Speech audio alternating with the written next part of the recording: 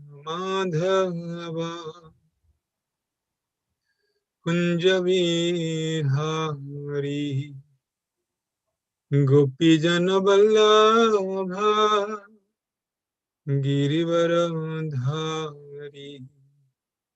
यशोदानंदन ब्रज जनरंजन यशोदानंदन ब्रज जनरंजन यमुनतीरावनचारी जय राधा माधव कुंज विहारी जय राधा माधव राधा माधव राधे जय राधा श्याम सुंदर Radha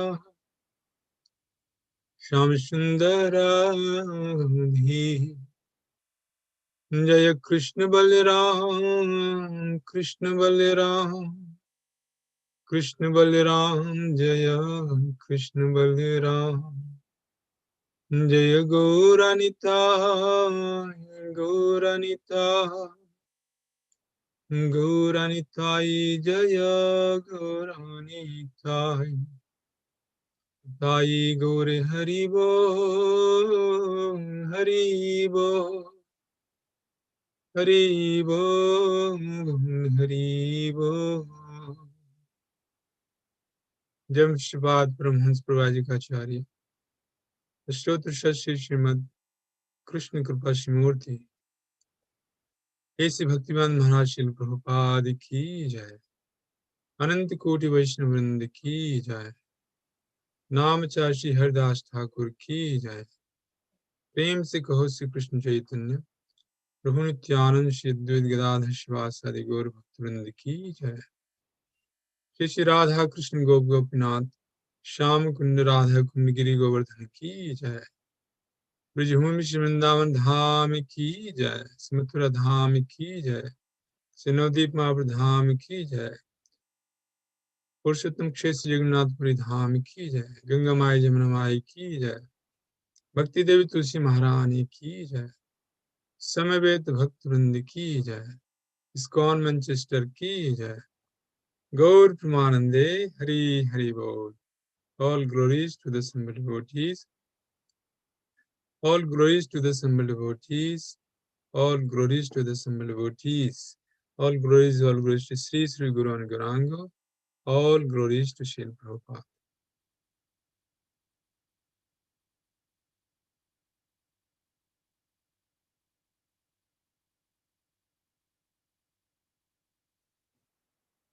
Mama Jnana Timrandhasya Jnananjana Shalakaya Chakshunmilitamena Tasma Shri Gurave Namah.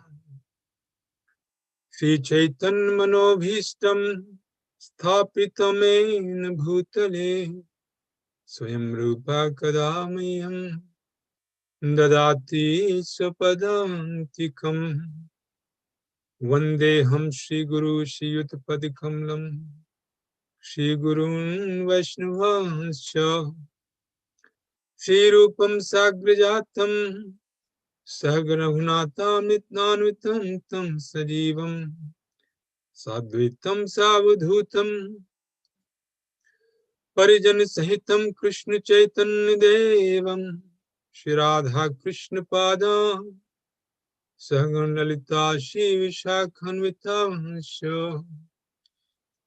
He Krishna Karuna Sindhu Deenbandhu Jagatpate Gopesh Gopika Kanto Radha Kant Namostute Tapt Kanchan Gaurangi Radhe Vrindavaneshwari Vrishabhanasute Devi Pranamami Hari Priye Vanchakalpatarubhayasya Kripa Sindhubhe Vicha Patitanam Pavanebhyo Vaishnavebhyo Namo Namah. Jai Shri Krishna Chaitanya Prabhu Nityananda Shri Advaita Gadadhar Shivasadi Gaur Bhakta Vrinda. Hare Krishna Krishna Krishna Hare Hare, Hare Rama Rama Rama Hare Hare. Mukam karoti vachalam pungam langhate girim yat kripatamaham vande Paramanand Madhavam Sri Chaitanya Ishwaram. Hare Krishna. So such a pleasure to be in your association with Manchester devotees and the devotees from London who are joining us. So I want to thank Goran Raj Prabhu again for this opportunity. During this very auspicious period of Bhishma Panchak, these 5 last days of Kartik, in which Bhishma Dev, the great Mahajan, he had the opportunity to see the Supreme Personality of Godhead standing in front of him when he left his body. So these kind of occurrences are very, very rare, extremely rare, where by the dint of his devotional service, a devotee has the Lord coming in front of him. So Krishna is obliged to appear before a devotee of the caliber of Bhishma Dev. Similarly, another instance we find where a devotee desired to see Krishna at the time of his death, and Sri Chaitanya Mahaprabhu appeared to Haridas Thakur. So Haridas Thakur is another example where Sri Chaitanya Mahaprabhu personally was present when Haridas Thakur was leaving his body. So such good fortune is very, very rare. And today, whatever time we have together, we will hear about this great Mahajan. In Srimad Bhagavatam, one Mahajan, Yamraj, he is instructing his Yamadutas in the incident of Ajamil. So Yamadutas, they are questioning Yamraj that the principles of dharma are so intricate, so complex. Who knows them? Who knows dharma actually? Dharma means devotional service. Savai punsam paro dharma. Ye to bhakti radhokshane. So Yamraj is then citing these 12 names, and one of them is Bhishma Dev. Yamraj says, Swayambhuv Narado Sambhu Kumaro Kapalo Manu Prahlado Bhishma Januko Balir Vayasiki Vayam. There are 12 of us. So here we see that a great Mahajan like Yamraj, they know the intricate truth, absolute truth. 12 people. And he cites the name of Bhishma Dev. So Bhishma Dev is one of the great Mahajan. And he became Mahajan due to the power of his devotional service. So let's start with the Srimad Bhagavatam verse. In the 9th chapter of Srimad Bhagavatam, we see the passing away of Bhishma Dev and his prayers. But in Mahabharata, Bhishma Dev is the basis of the story.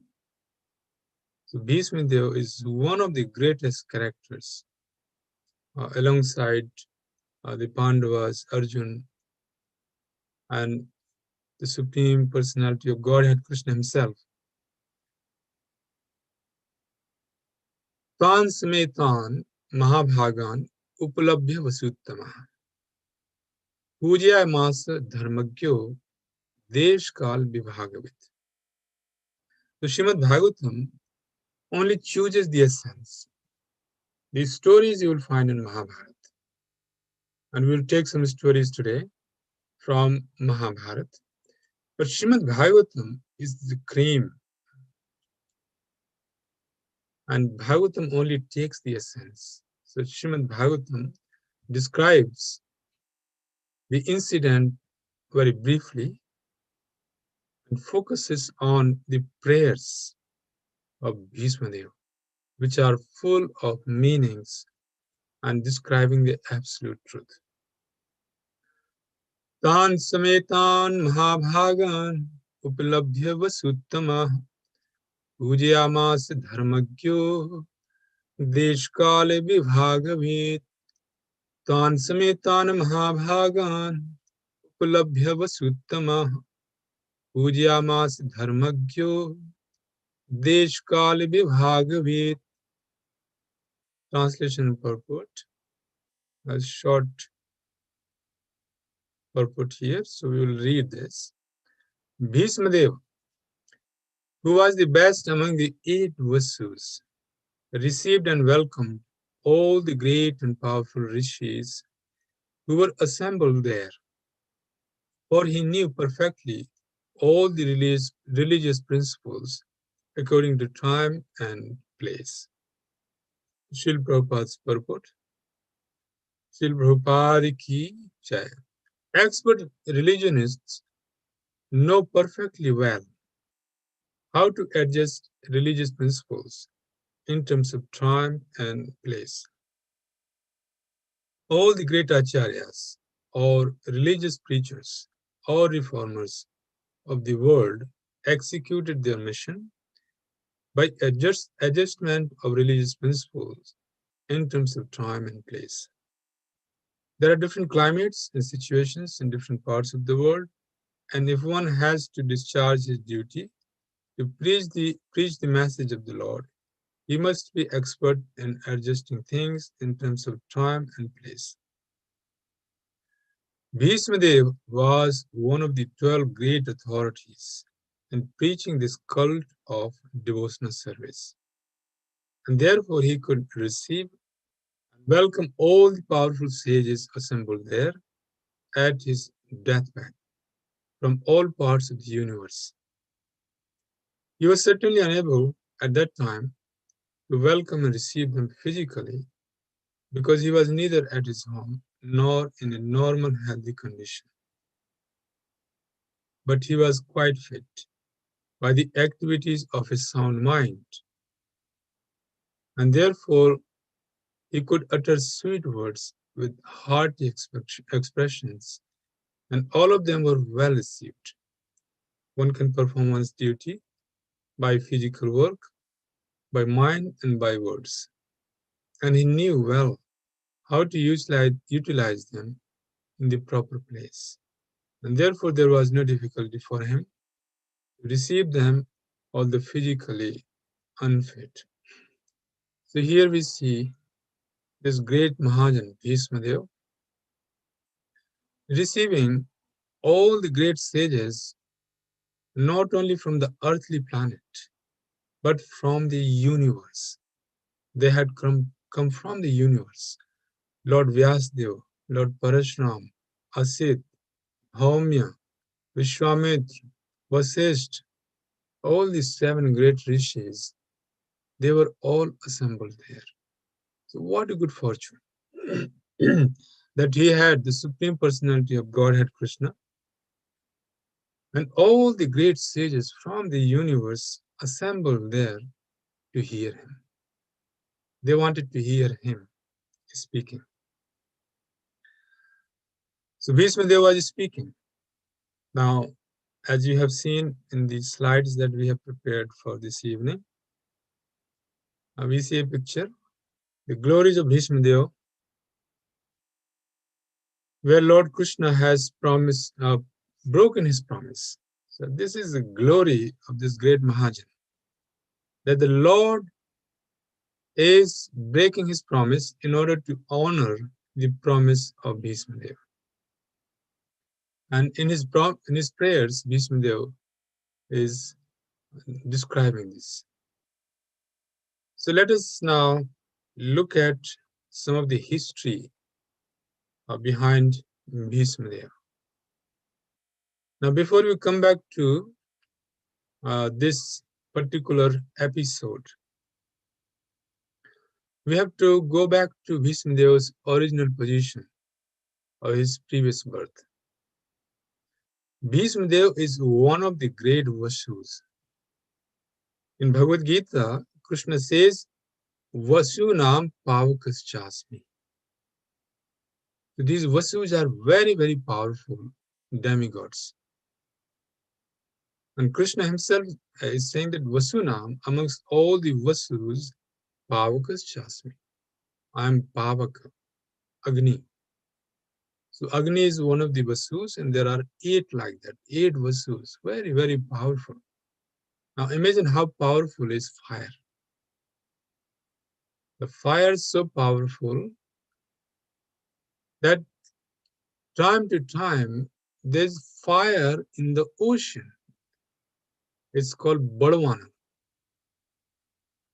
And there is a fire in the forest that's called Davana. So Badwanal or Badwagni, and since Davagni, we sing in the Guru Astak, Sansar Davanal. So Davanal is the fire in the forest, and Badwanal is the fire in the ocean. So how powerful must be the fire? That time to time there's fire in the ocean. So these Vashus are very, very powerful demigods. And one time these 8 Vashus, they visited Vasishtha Muni in his ashram. Vasishtha Muni, he had Kamadhenu, Surabhi, cow. And this Surabhi cow became one of the reasons of fight between Vishwamitra and Vasishtha. So we won't go into that story. Both are great sages. Both are one of these 7 rishis. They fought once. They fought a battle. Vishwamitra wanted to take Kamdhenu. In fact, it so happened that Vishwamitra, when he was a king, he was not a rishi. He came to Vasishtha Muni's ashram.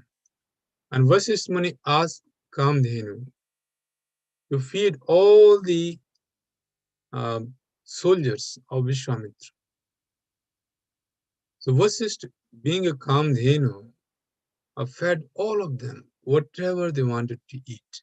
Because the Kamdhenu, desired cow. So Kamadhenu, desired tree. And then we have wish-fulfilling cows, Kamadhenu. So Krishna's Golok Vrindavan is full of such cows. Chintamani Prakara Sadmasi Kalpa Vriksha, Lakshavrti Surabhira Vipalayantam. And the Lord is grazing these cows. These cows, they can give unlimited amount of milk. But Kamadhenu can also give anything anyone wants. They can feed, they can also fulfill all kinds of desires. So Vishwamitra Muni was very impressed. He wanted to take Kamadhenu with him. And that became the cause of fight between Vishwamitra and Kamadhenu. In anger, Vishwamitra Muni killed 100 sons of Vasishtha Muni. And Vasishtha Muni, just by chanting mantra, he killed the entire army of Vishwamitra. Apart from Vishwamitra, no one was left.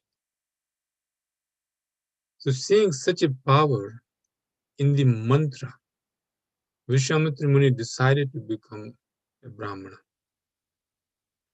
Same thing happened when these 8 Vashus came to visit Vasishtha Muni's ashram.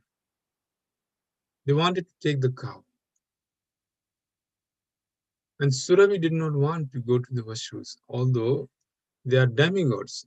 But she was very happy living in the association of Vasishtha Muni and serving in his ashram. So Kamdhenu was actually crying, and still these Vashus were mercilessly taking her to Swargaloka.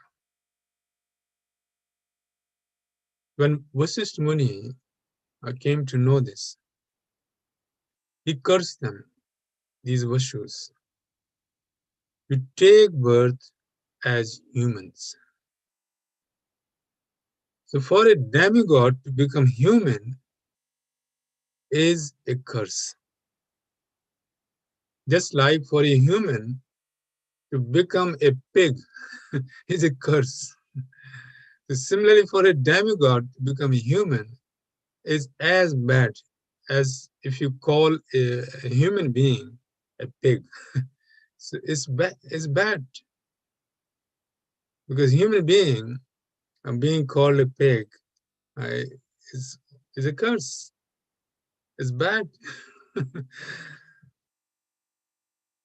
So Vishwamitra Muni, Vasishtha Muni cursed these 8 Vasus become humans. But one of the Vasu was actually laughing when Vasishtha Muni cursed them, 8 of them. So Vishwamitra Muni Vasishtha Muni then said, okay, I curse you to suffer for days and months the incredible misery in your body. And he cursed him to suffer more. So what happened when these 8 Vasus were cursed like this? They came to their senses and they asked for forgiveness from Vasishtha Muni. Vasishtha Muni said, I can't revoke my curse, but you will take birth as human and be freed very quickly. But the 8th Vasu, who was laughing, he said, but you will have to remain on Earth planet for a long time and you would live a life of misery.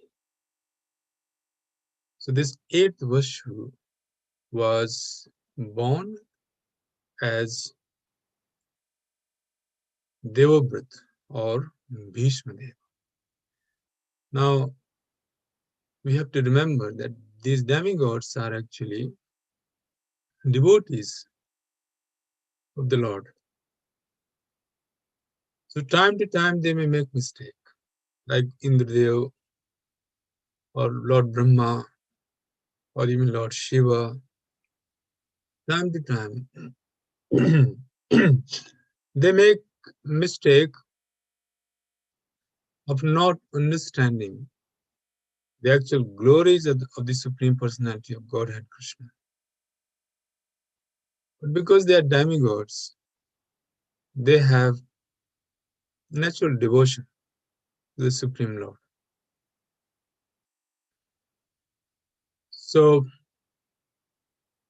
this story of Mahabharata, how Mother Ganga and Mahabhish was a king in the Sun dynasty, Surya Vansh. The dynasty. Nappy. Mom, you need to wash your hand. Hare Krishna, Radhika Mataji, Govinda, we welcome you. Hare Krishna. So for now, you can unmute, and then we will have some question and answer session later on. Hare Krishna. So we won't go to the history of Mahabharata in such a detail. Mother Ganga and Mahabhish both were cursed. So Mother Ganga, when she heard of the curse of Vasus, she went and pacified them. She said, I will become your mother, and you will take birth as my sons, and then I'll deliver you by drowning you in my own waters. So this is what happened when Shantanu Maharaj married Gangadevi. Shantanu Maharaj was Mahabhish in previous life.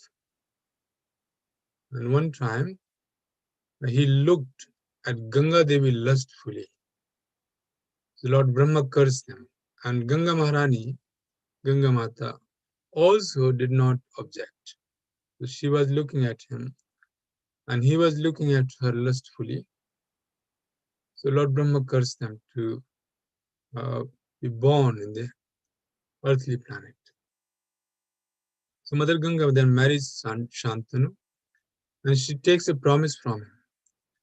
Whatever she does, Maharaj Shantanu would not object. And Maharaj Shantanu agreed.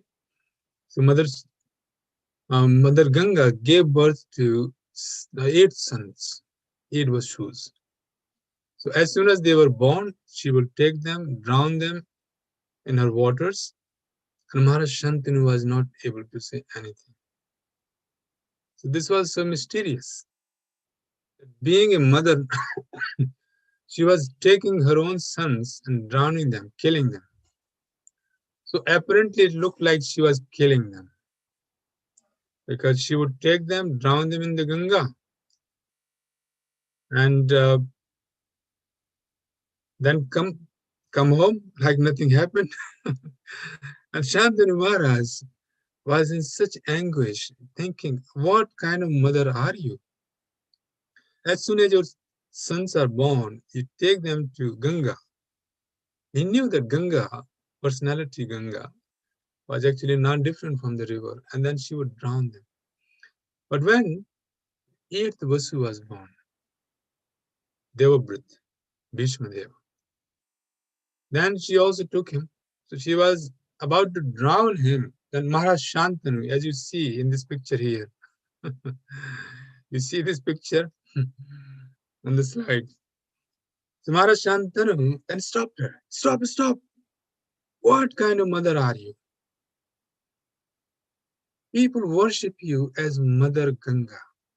And here you are killing your own sons as soon as they are born.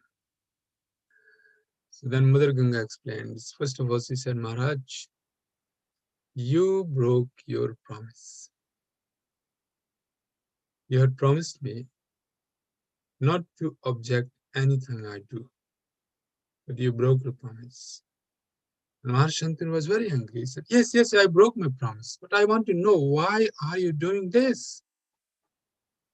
This is a grievous sin, a grave sin, a mother killing her own children. But in Kali Yuga, this is not a sin. In the UK, the government allows the so-called Kali Yuga mothers to kill their own children when they are in their womb up to 26 weeks. So up to 26 weeks of pregnancy, a mother in Kali Yuga, especially UK law, allows that a mother can kill her own child in the womb, which is a heinous sin. So then Mother Ganga explained that actually I have not killed them. I have simply relieved them from a curse from Vasishtha Muni. But because you have stopped me now, so I'm going to spare the life of this eighth son. Looks like he has to suffer the rest of the curse. Then she negotiated with Maharaj Shantanu that I'm taking your son and I would return him when he is well educated and he is capable of assisting you in your throne, on your throne. So Maharaj Shantanu agreed. Mother Ganga took Devabrat, her eighth son, Vasu, who became Bhishma Dev.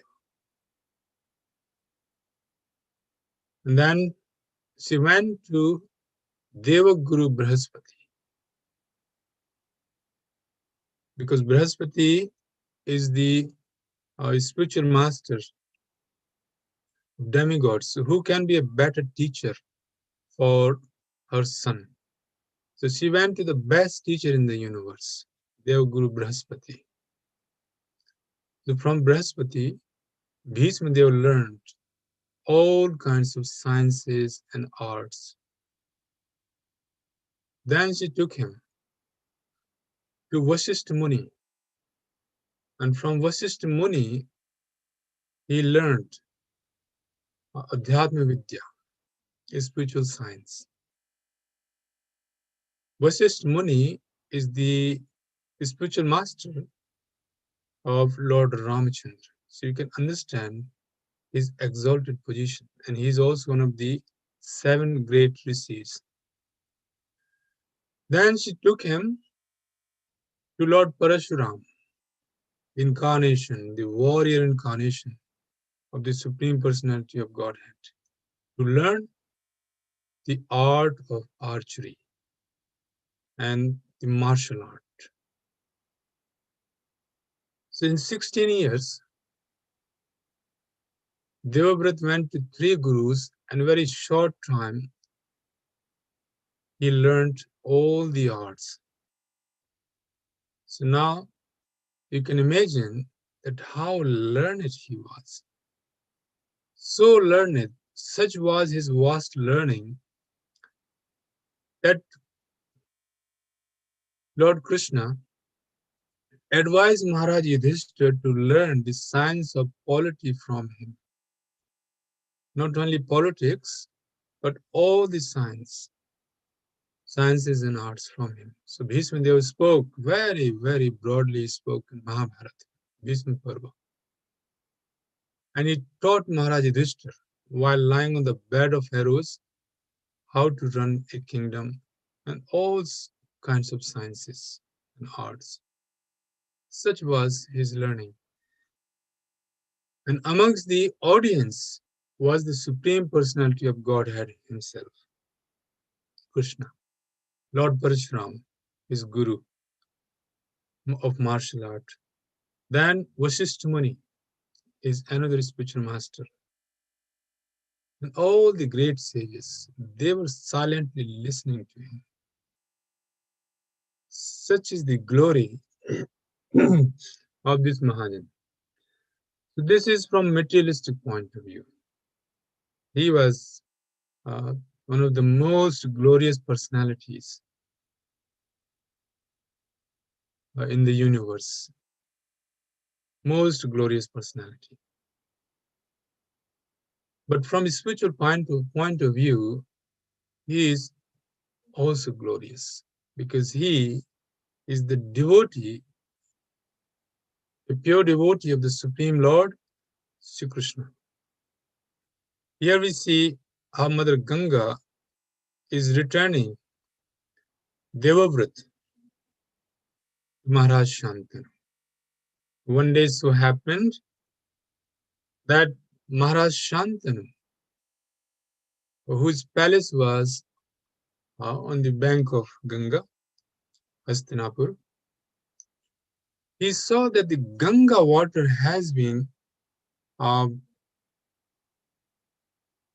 stopped by someone's arrows.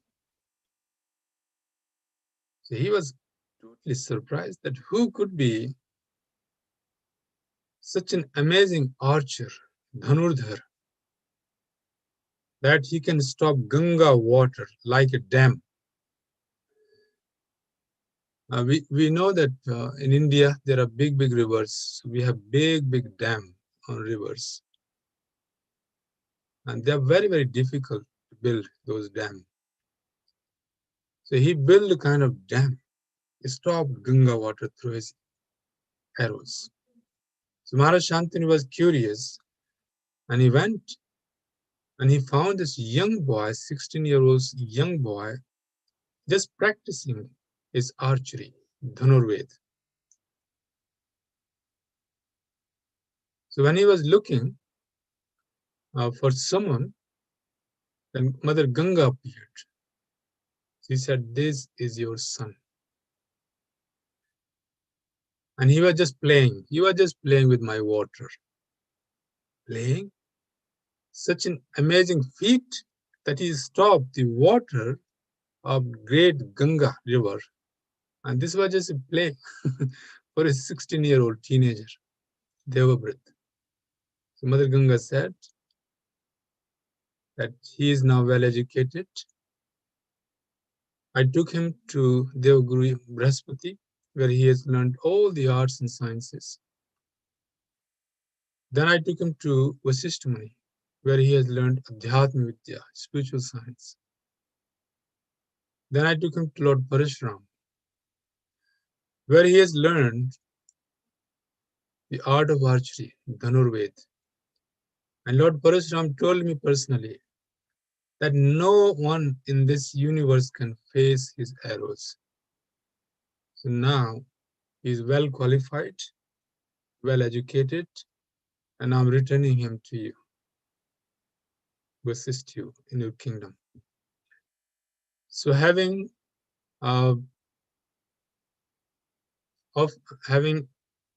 given the charge of Devabrit to Maharaj Shantanu, then Mother Ganga disappeared. So we have very limited times. You know the story of Mahabharata, how Devabrit, who was the heir, Maharaj Shantanu had appointed him the heir of the throne. He was then, under the forces of circumstances, made to take a vow that he will remain a brahmachari throughout his life. He would never marry, because Satyavati's father, who becomes the wife of Maharaj Shantanu later on, she is also a great personality. She is the mother of Lord Vyasadeva. She becomes the second wife of Maharaj Shantanu. So her father forced Devabrata to take a vow, and then he took a vow. Because Maharaj Shantanu wanted to marry Satyavati, her father put a condition that only Satyavati's son would become heir to the throne. Bhishma Dev takes a very scary vow. For a Kshatriya to take a vow of brahmacharya is very difficult. But he took that vow. So when he took that vow, such a Bhishma means terrible. Even the demigods were shaken. The entire creation was shaken when he took that vow. And he was then known as Bhishma Dev. So Bhishma Dev, he was bound to the throne. That's why, despite knowing that Duryodhan is actually an incarnation of Kali Yuga, and that Pandavas were being cheated, he was unable to do much, although he had sympathy for them. But because he was bound by his promise to the throne, he had to let everything happen in front of his eyes. Pandavas being insulted, Draupadi being disrobed, they were put to fire in Lakshagriha, they were cheated in the gambling arena, they were sent to exile twice. Once they went when they were made to go to Lakshagriha and then put into fire. Second time, they lost their kingdom. So he had to see all this. And he used to cry on his own. Time to time, he would cry. But how much misery is these pure devotees of the Lord, Pandavas, were going through. He would cry time to time.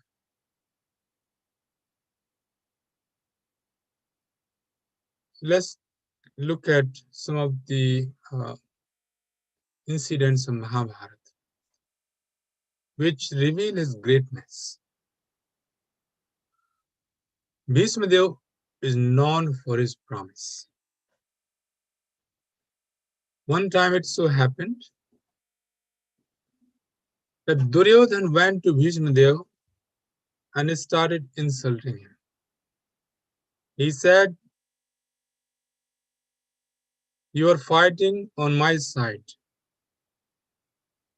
but your heart is on Pandava's side. And despite knowing that Pandavas have to be killed, you don't want to kill them." And Bhishma Dev said, "I would kill 10,000 Maharathi, 10,000 Rathis, 10,000 soldiers of Pandavas every day, but I would not kill any Pandava." So Duryodhan came and insulted him very badly, very heavily insulted him. He said, "How can I trust you? You are not fighting, you are simply pretending to fight. Your heart is on their side. You want their victory. You have already given your boon to them to become victorious. You want me to lose."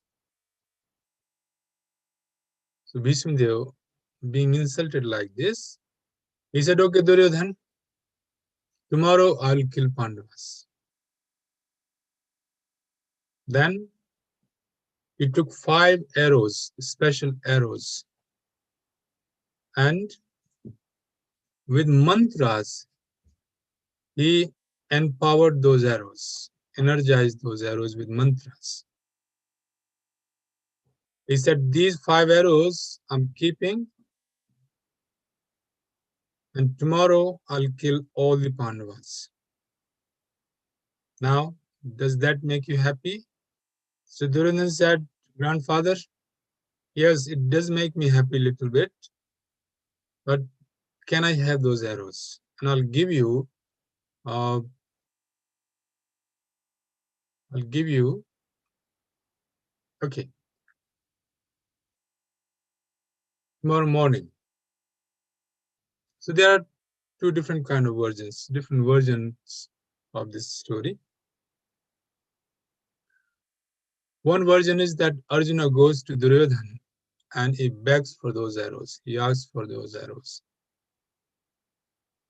Another version is that Krishna is so worried that he goes with Draupadi and somehow deceives Bhishma Dev to get those arrows. So whatever may be the case, somehow Bhishma Dev uh, got that arrow, gave those arrows to Arjuna, or he kept those arrows. Those arrows were then taken. So he became very angry. Bhishma Dev, he is a Kshatriya. He said, "Lord Krishna has cheated me. Now, tomorrow, the Lord will have to break his promise. And if he doesn't do it, I will kill Arjuna." So next day, Bhishma Dev fought so vehemently that Krishna felt that if he does not save, protect Arjuna, Bhishma Dev will kill him. So Bhishma Dev fulfilled his promise of killing 10,000 soldiers, and then he was about to kill Arjuna. That time the Lord became so angry. He got out of the chariot and forgot his promise, took a wheel of a chariot and ran to kill Bhishma Dev. So towards the end of his life, Bhishma Dev is relishing this scene. So let us read the verse Bhishma Dev speaks uh, on this incident.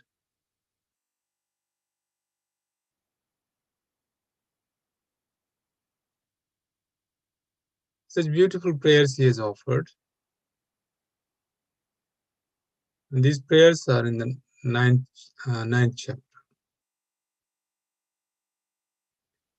Bhishma Dev is remembering Lord Krishna at the time of his death.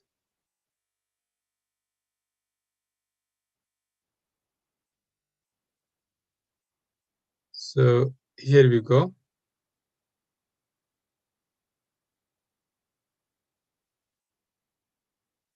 Verse 34 from 9th chapter.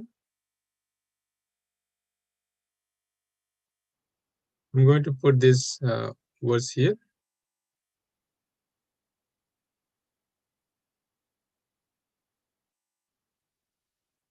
Srimad Bhagavatam 1.9.34. Yudhi Turagrajo Vidhruma Vishwak Kach Lulit Samvar Alankrita Se Mam Nishit Sharir Vividyamana Tvachi Vilasat Kavachestu Krishna Atma. On the battlefield where Sri Krishna attended Arjuna out of friendship, the flowing hair of Lord Krishna turned ashen due to the dust raised by the hoofs of the horses. And because of his labor, beads of sweat wetted his face. All these decorations, intensified by the wounds dealt by my sharp arrows, were enjoyed by him. Let my mind thus go unto Sri Krishna. So he is remembering Krishna. Bhishma Dev is in Veeras. He serves Lord Krishna in Veeras, chivalry. So when Bhishma Dev was shooting arrows, and he was shooting very, very sharp arrows, Krishna was enjoying. How can anybody enjoy arrows? The Lord was enjoying, because this is the Kshatriya spirit. When a Kshatriya is hurt in the battlefield, he enjoys that. So Bhishma Dev was enjoying, and he is remembering this scene at the time of his death. There are many, many verses on this chapter. Swagam, Swanigam, Apahaya Mat Pratigya, Ritam Adikartum Pluto Rasasta, Dhritrit, Charano, Abhyacharadru,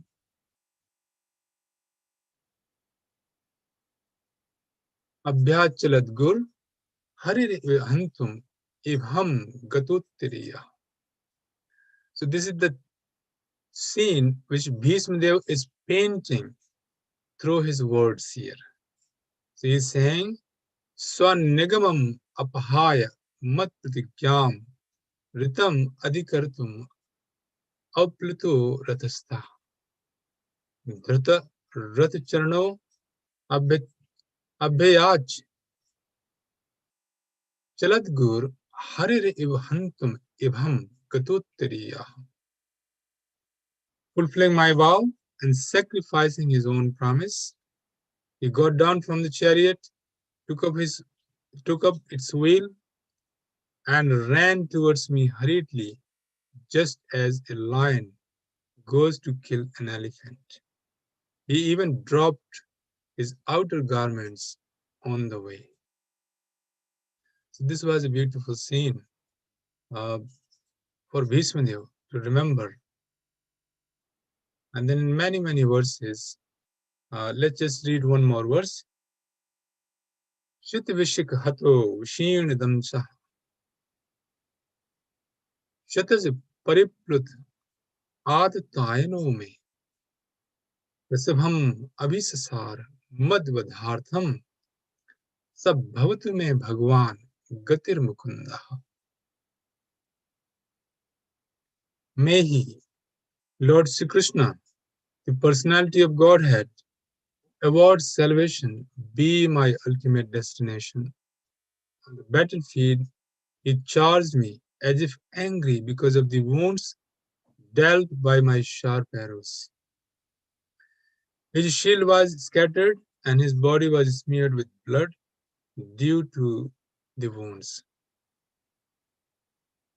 So Lord Krishna, he enjoyed those wounds. And Bhishma Dev is saying that actually Arjuna did not see what I saw. And that is true. Arjuna was behind the Lord. So Krishna's back was towards Arjuna. So the beauty of the Lord trying to save Arjuna from the arrows of Bhishma Dev and all the Maharathis, and the beauty of the Lord being afflicted by the sharp arrows of Bhishma Dev and enjoying them in the spirit of Kshatriya was only seen by Bhishma Dev, and he is remembering them. Vijayarat Kutumba At Tatro Dhrit Hai Rashmini Tachriye Kshani Bhagavati Ratrastu Me Mursho Yamehi Niriksha Hata Gatah Surupam. At the moment of death, let my ultimate attraction be to Sri Krishna, the personality of Godhead. I concentrate my mind upon the chariot driver of Arjuna, who stood with a whip in his right hand. And he was very careful to give protection to Arjuna's chariot by all means.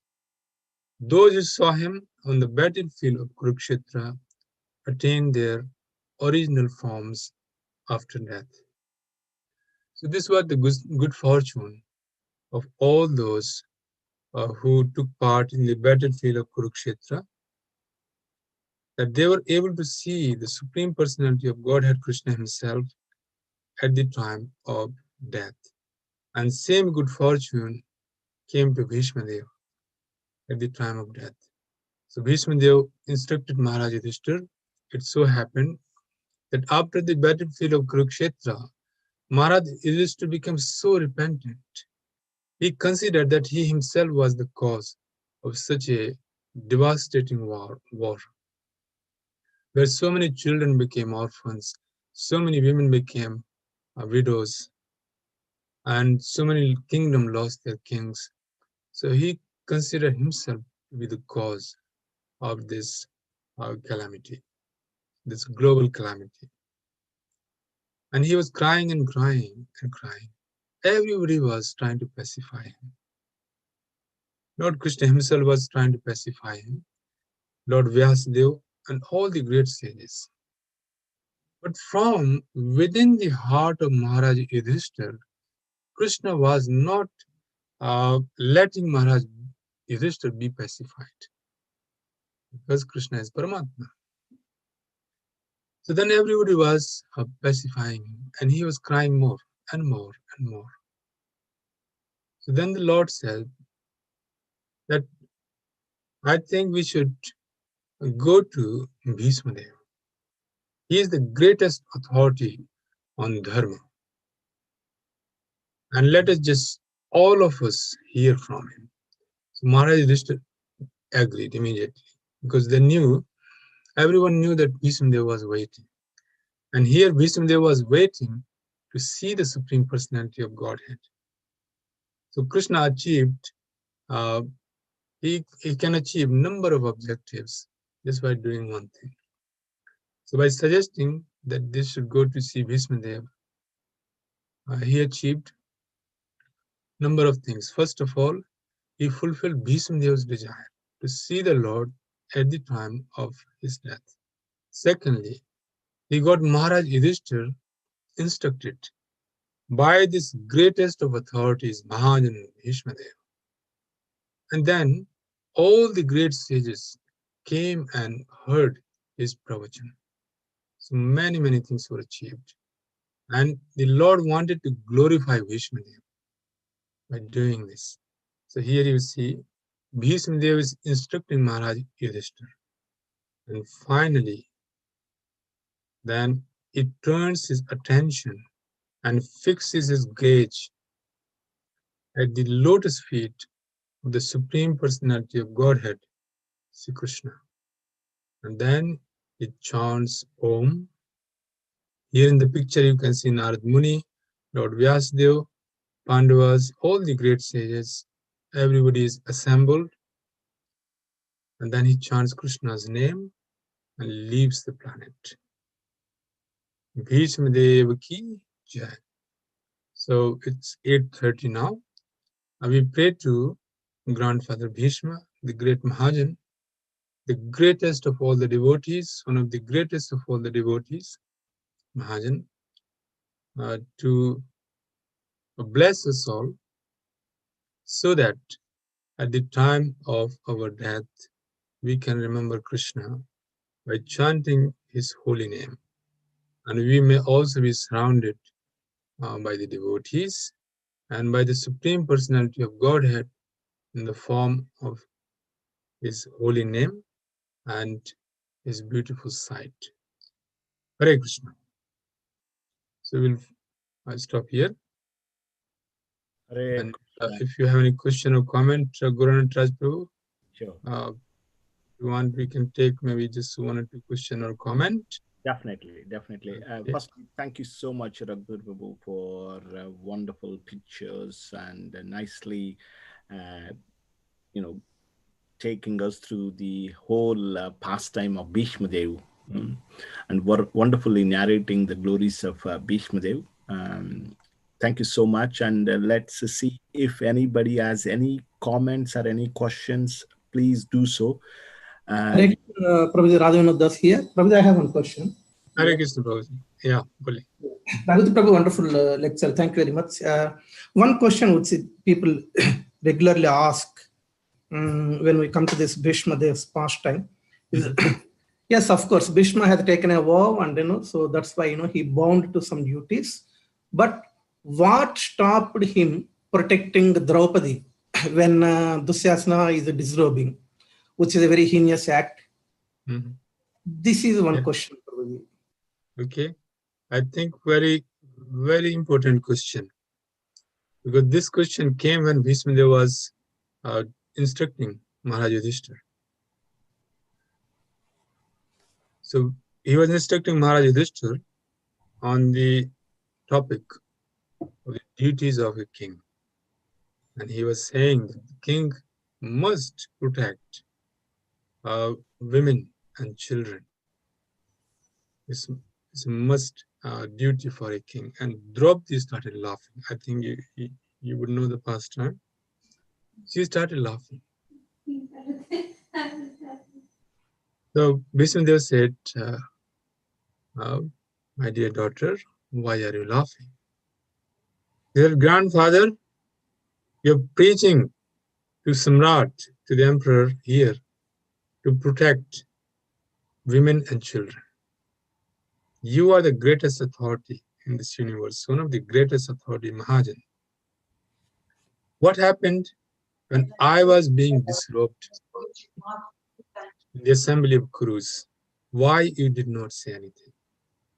So actually, this question was asked by Draupadi herself. And Grandfather Bhishma explained. He said, your question is valid. The reason why I was unable to protect you or even object is that my intelligence was polluted by the sinful grains of Duryodhana I was eating. Now, all the polluted blood has oozed out. So my intelligence has become purified. Now I can say what the duties of a king are. That was the reason he gave. Okay. Does that answer your question, Radhavanand Prabhu? Yes, Prabhuji. Yeah. Thank you very much, Prabhuji. So we have our Bhuneshwari Radha Mataji raised her hand. Mataji, Oh, yes, yeah. Hare Krishna Mataji. Yeah, please.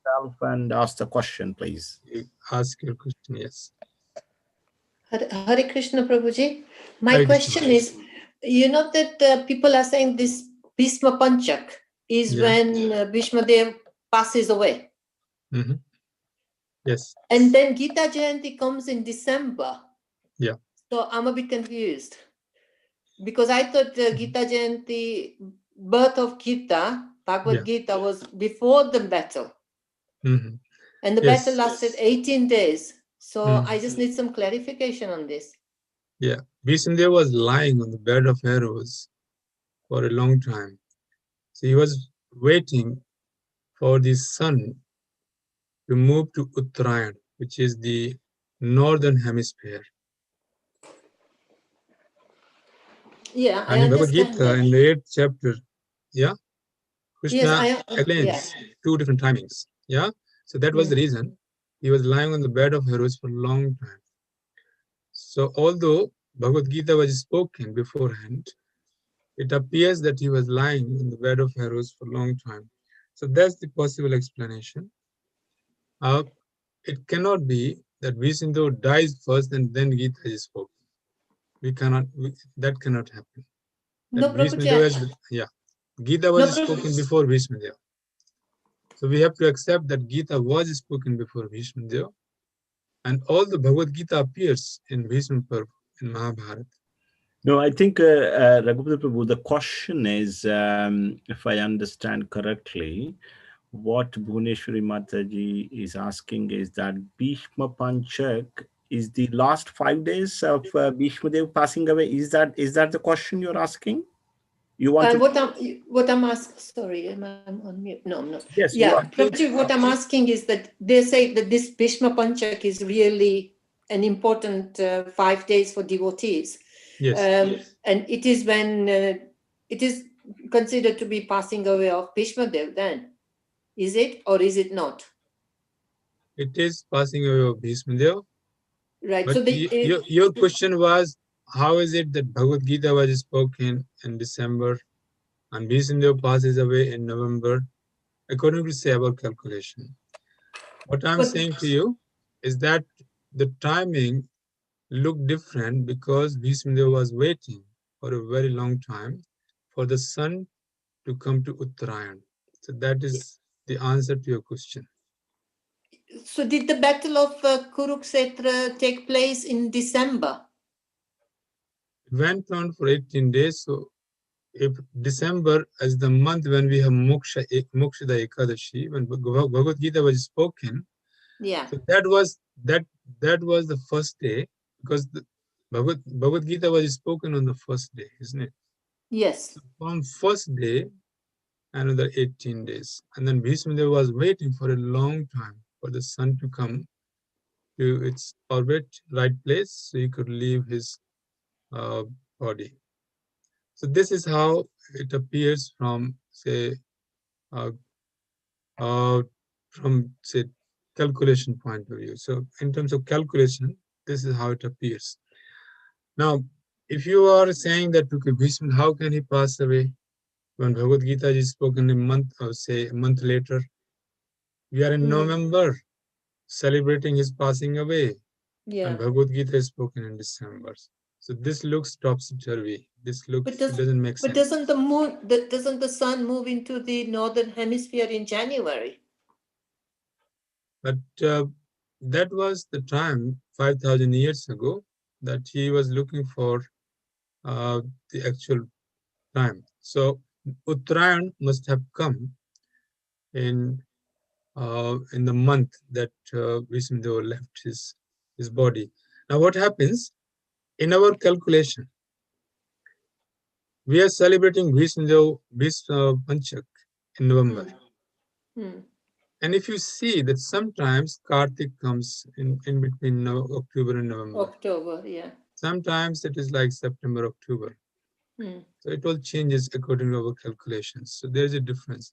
Now, 5,000 years ago, the incident or the timings were such that Bhishma Panchak came, and then Mahabharat battle had already happened. So one thing is sure, that Bhishma Dev was waiting, and it appears that he was waiting for a long time. So that means Yudhishthir was depressed for a long time, after the war. Yeah, he was depressed. There must have been a very long period that he was depressed, and he was not accepting the throne. Krishna himself had to pacify him. When nothing worked, then the Lord suggested, let's go to Bhishma Dev, because he is the greatest authority on religion or on dharma. This is how it happened. Okay, we'll take maybe just one more question or comment. Thank you, and then I Prabhuji. think you got another program. Okay, thank you, Mataji. Hare Krishna. There are no questions. There is a comment from Sumedra Radhika Mataji appreciating the class and the pictures. So thank you very much for that. I will just have a look on the YouTube. Yeah, so devotees are mentioning it's a beautiful class. They thoroughly enjoyed it, and thanking you for that. So thank you very much, Raghupati Prabhu. Is Grace Raghupati Prabhu ki jai. Jai. Hare Krishna. Manchester devotees ki jai. Bhishma Dev ki jai.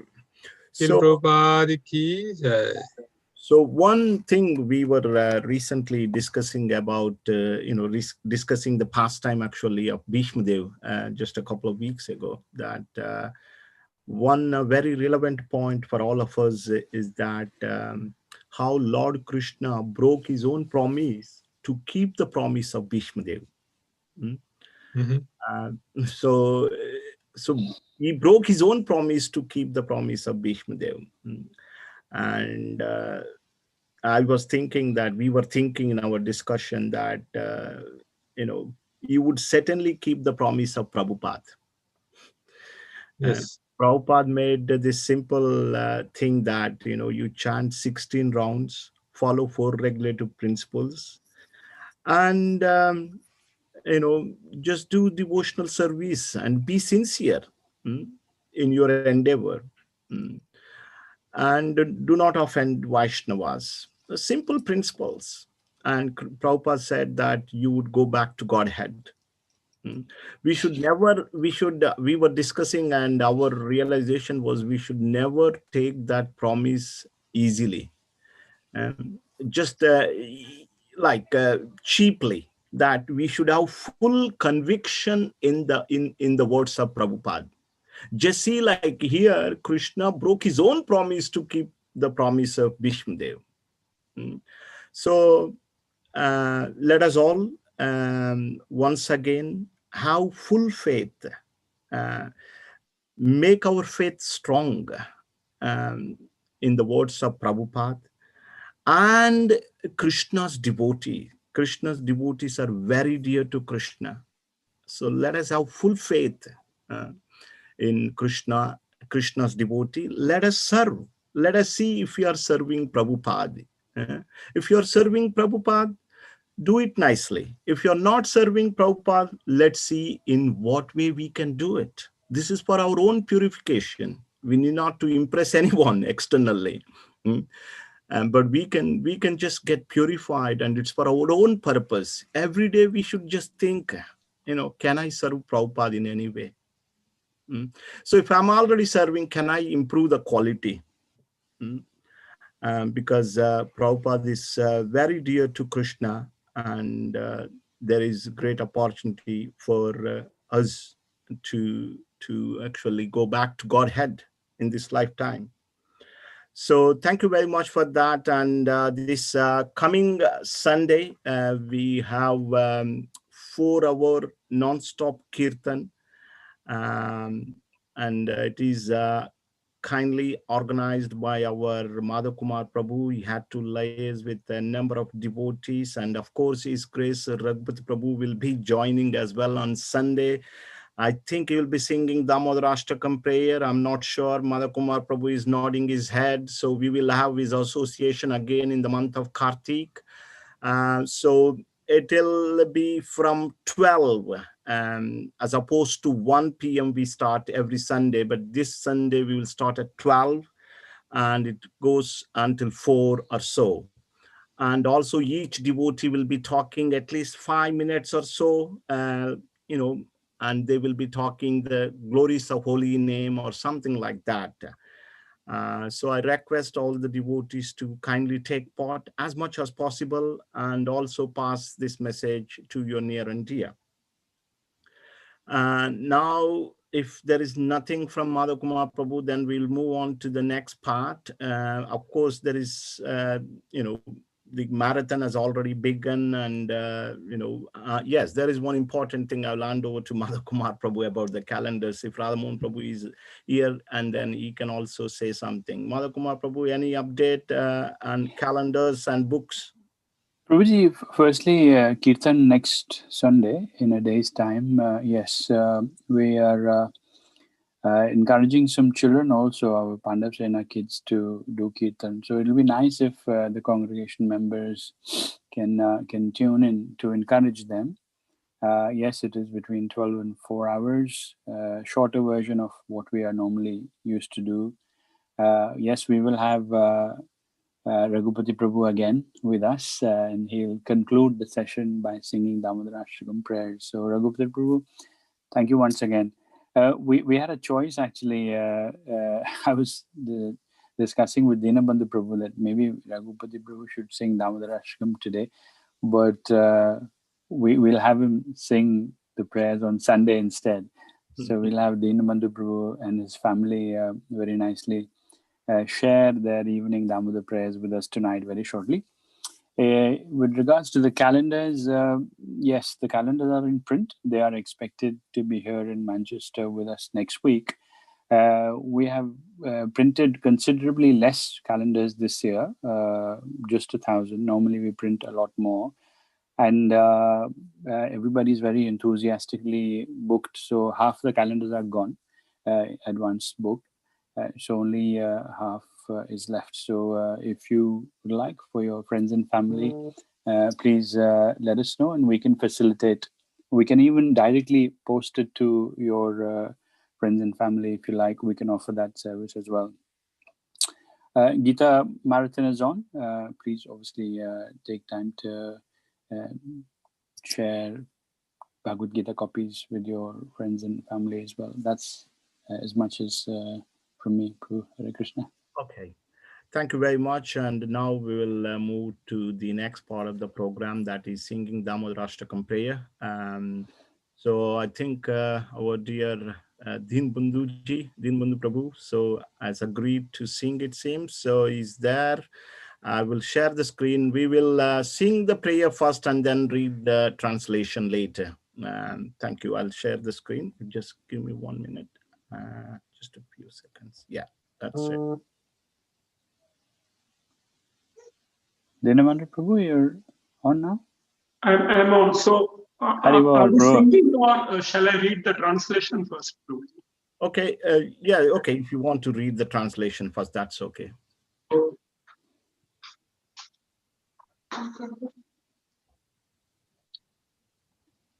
Hare Krishna Prabhu, nice to see you, the whole family. Hari Bol.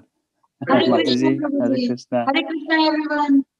Hari Bol. To the Supreme Lord, whose form is in the embodiment of external existence, knowledge and bliss, whose sharp-shaped earrings are swinging to and fro, who is beautifully shining in the divine realm of Gokula, who I due to the offense of breaking the pot of yogurt that his mother was churning into butter and then stealing the butter that was kept hanging from a swing, is quickly running from the wooden grinding mortar in the fear of Mother Yashoda, but who has been caught from behind by her, who ran after him with greater speed to that Supreme Lord, Sri Damodar, I offer my humble obeisance.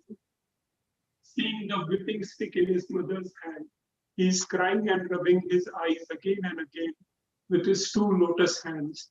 His eyes are filled with fear, and the necklace of pearls around his neck, which is marked with 3 lines like a conch shell, is shaking because of his quick breathing due to crying. To this Supreme Lord Sri Damodar, whose belly is bound not with ropes, but with his mother's pure love, I offer my humble obeisance. By such childhood pastime as this, he is drowning in the inhabitant of Gokula in pools of ecstasy, and is revealing to those devotees who are absorbed in knowledge of his supreme majesty and opulence that he is only conquered by devotees whose pure love is imbued with intimacy and is free from all conceptions of awe and reverence. With great love, I again offer my obeisances to Lord Damodar hundreds of times. O Lord, although you are able to give all kinds of benedictions, I do not pray to you for the boon of impersonal liberation, nor the highest liberation of eternal life in Vaikuntha, nor any boon which may be obtained by executing the 9 processes of bhakti. O Lord, I simply wish that this form of yours, as Bal Gopal in Vrindavan, may ever be manifest in my heart. For what is the use to me of any other boon besides this? Lord, your lotus face, which is encircled by locks of soft black hair tinged with red, is kissed again and again by Mother Yashoda, and your lips are reddish like the bimb fruit. May this beautiful vision of your lotus face be ever manifest in my heart. Thousands and thousands of other benedictions are of no use to me. O Supreme Godhead, I offer my obeisances unto you. O Damodar, O Anant, O Vishnu, O Master, O my Lord, be pleased upon me by showering your glance of mercy upon me. Deliver this poor ignorant fool who is immersed in an ocean of worldly sorrows and become visible to my eyes.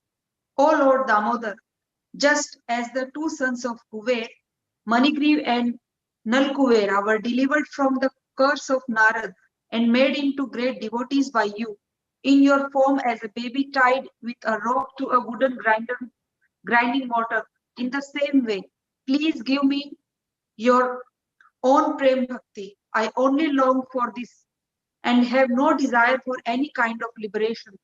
O Lord Damodar, I first of all offer my obeisances to the brilliantly effulgent robe which binds your belly. I then offer my obeisances to your belly, which is the abode of the entire universe. I humbly bow down to your most beloved Srimati Radharani, and I offer all obeisances to you, the Supreme Lord, who displays unlimited pastime. Shri Shri Radha Damodar Ji ki Jai.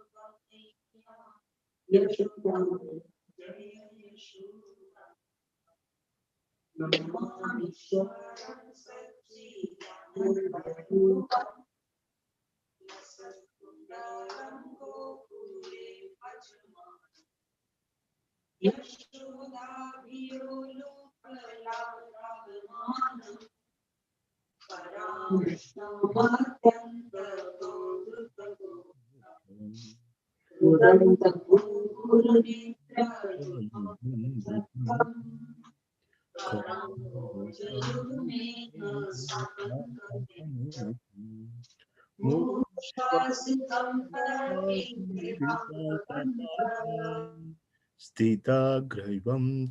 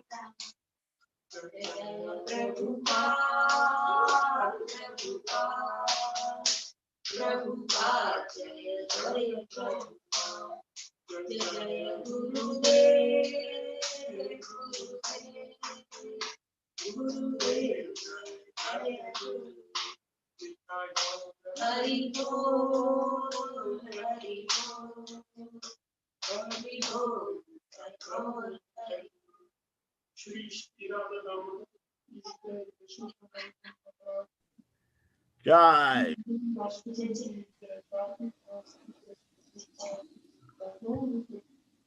Hari Bol. So, Hare Krishna. So, thank you, Dinbandhu Prabhu and family. Supriya Mataji, Arna Devi. Thank you. Thank you, Dinbar Prabhuji. Thank you very much. Thank you, Mataji. Hare Krishna. Thank you all. And thanks everyone for tuning in and giving your association on this wonderful day. And we shall all meet on Zoom this coming Sunday. 12 o'clock. 12 o'clock. Yes, Hare Krishna will remind that day. Hare Hari Bol. Bol. Hari Bol. Hare Krishna. Hare Krishna.